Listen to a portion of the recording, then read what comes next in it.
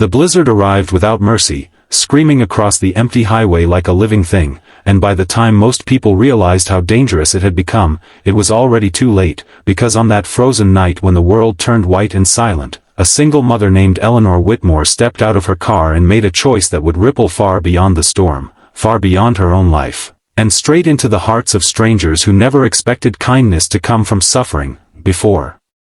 This story pulls you deeper into the snow and sacrifice, if you believe in kindness, second chances, and humanity even in the darkest moments. Please like this video, share it with someone who needs hope, subscribe to the channel, and tell us in the comments where you're watching from, because stories like this connect us across every border and every winter night. Eleanor had never planned to be driving that mountain pass with her two young children, Lucas and Hannah, but life had already taught her that plans rarely survive reality, especially after her husband Thomas died in a factory accident 3 years earlier, leaving her with bills, grief, and a quiet strength she never knew she possessed. She worked double shifts at a roadside diner, saved every dollar, and taught her kids that even when the world is cruel, you don't become cruel back, and that lesson was about to be tested in the harshest way imaginable. The storm hit fast, visibility dropping to nothing, the road vanishing under ice, and when her car finally skidded and stalled, Eleanor knew immediately that staying inside would not be enough, because the heater was dead and the cold was already creeping in, numbing fingers and stealing breath. That was when she saw them, 3 children huddled near an overturned SUV ahead, no adults in sight, their cries barely audible through the howling wind, and in that moment Eleanor felt fear claw at her chest, fear for her own children, fear of the cold, fear of dying unseen on a road no one traveled at night, but stronger than fear was something else, something instinctive and unbreakable.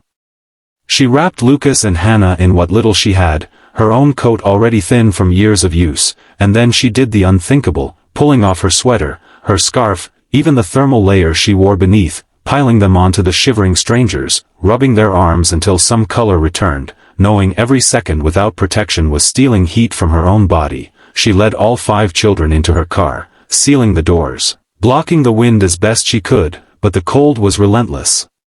And as hours dragged by, Eleanor's strength faded, her hands shaking, her thoughts slowing, her breaths shallow and painful, yet she never once took back the clothes she had given away.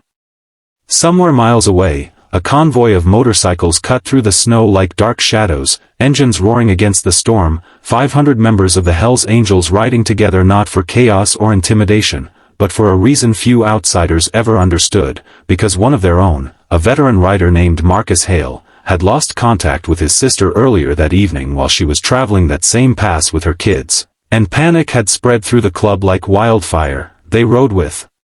urgency, headlights piercing the white darkness, scanning ditches and shoulders, until one rider spotted Eleanor's car half buried in snow, hazard lights long dead. What they found stopped them cold, because inside that frozen vehicle was a scene no one forgets. Eleanor slumped forward barely conscious, lips blue, eyes fluttering, surrounded by children who were alive only because she had chosen them over herself.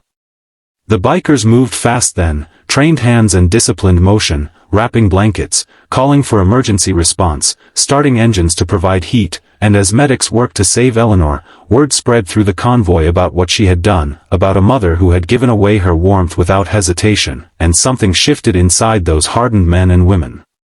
When Eleanor woke in the hospital days later, she had no idea that her story had already traveled far beyond that mountain, that 500 Hells Angels had not simply ridden back to their lives but had quietly decided to hunt down every loose end of her suffering, not with violence, but with purpose. They tracked down the families of the rescued children, ensured medical bills were covered, arranged counseling, repaired Eleanor's broken car, and when they learned of her financial struggles,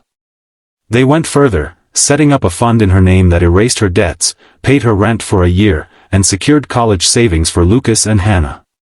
Eleanor struggled with guilt and confusion, unable to understand why strangers would do so much for her, but when Marcus visited her, explaining through quiet gratitude how her sacrifice had saved his sister's children, Eleanor finally understood that kindness is never wasted, it only waits to return in unexpected forms.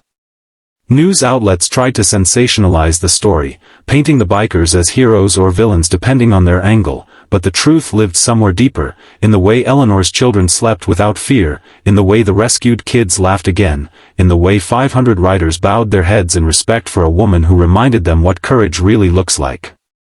As winter slowly loosened its grip and life returned to something like normal, Eleanor went back to the diner, not because she had to, but because she wanted to, because serving others was part of who she was, and sometimes she would notice motorcycles parked quietly outside, riders leaving generous tips and never asking for recognition, just offering a nod that said more than words ever could. Before this story ends, we want to ask you something important, so please pause for a moment and comment below what this mother's sacrifice made you feel, because your words matter and they keep stories like this alive. Near the end of her journey, Eleanor stood once more on that same mountain pass during a clear spring morning, snow melted, road dry, sunlight gentle, and she realized that the storm had taken something from her that night, but it had given her something far greater in return, proof that humanity survives even in the coldest places, that goodness can rise from leather jackets and roaring engines, that a single act of love can summon an army of compassion. If this story touched your heart, if it reminded you to believe in people again, please like, share, and subscribe, because your engagement helps spread these true, powerful reminders of hope to the world, and as you leave your final comment, remember that somewhere, in some storm you cannot see, someone may be waiting for the warmth only you can give.